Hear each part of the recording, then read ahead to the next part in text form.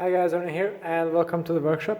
Since the first race day is almost here, I'm going to show you what modifications I've done to my road race setup for this event. Okay, so let me just see. Oh wait, this is not the one. Yeah, that's much better.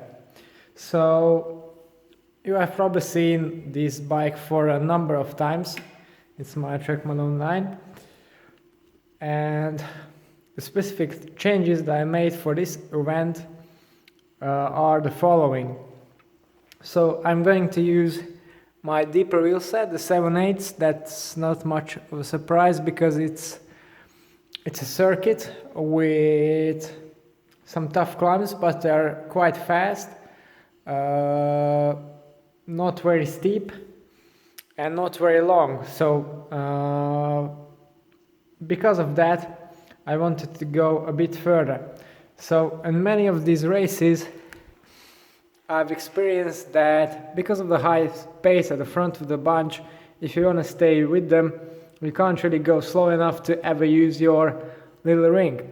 And actually, since I have an electronic group set, I can exactly recall on which races I've used the derailleurs because they're connected to the Garmin, and you can check that in the fit file. And yeah, there are some races where I haven't used the front derailleur for a single time. And for these races, I decided to do a bit of modification and go one by, because why would I be hauling around the front whack where I never use it? So enter this new setup. This is the 54 to SRAM X-Sync ring borrowed from my time trial bike. And yeah, for time trialing I've used the 1x setup for the whole last season, and I've never had the chain drop in training or racing, or time trialing should I say. But in a road race things are a bit more hectic, and I just didn't really want to risk it because it's a long event. So what I decided to do was I bought this little aerodynamic chain device made by Aerocoach and specifically designed for these 1x road and time trial setups. It's very neat, quite aero, and yeah, it definitely keeps the chain on because it's quite deep, really quite stiff, 3D printed plastic. So yeah, very nice piece of kit.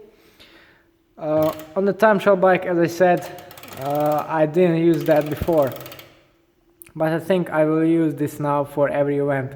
The thing is, you save around 3 watts by removing your front mech and your inner chainring, and this one adds 1 watt back from that. So yeah, I don't really want to risk anything because of 1 watt. Then cassette wise, this is 1132, so the lowest gear is still pretty good for climbing. You got 80 rpm at 17 km per hour, that should be plenty enough. Standard SRAM rear mech with the oversized pulley wheel system. So yeah, this is my drivetrain setup for this race. I'm going to use it for some select events during the season. As my spare wheels, of course, I will take my MV4.5s, but yeah, these 7.8s are super stable even on high winds, so I definitely want to use these. As for the weight saving, this 1x setup saves around 200 grams, so the inner chainring and the mech with the chain catcher, that's 210 grams in total, and the chain device weighs roughly 10 grams. You can also notice that I'm only running 1 bottle cage.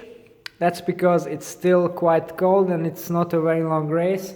Shouldn't take much longer than 3 hours, so I could potentially do with 1 bottle, and if I don't, then it's a circuit, so my helper can just hand me another bottle if I need it.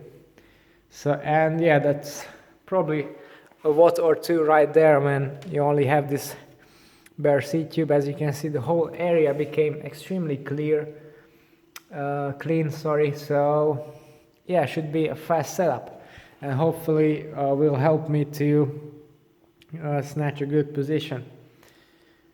I think this is the fastest configuration I can get out of this bike, or perhaps any other aero road bike. It's pretty close to a full-on time trial bike now. Okay, so if you'd like to see how the race itself goes, then stay tuned on the channel for a report where I will talk about how this system worked. Hopefully I will be able to bring you some footage as well, and if you like to see how I prepared in training, then I will do a video about that, but you can see the rides themselves on my Strava account, so make sure to check that out. Okay, I think that's all for today. Thanks for watching as always, and see you next time.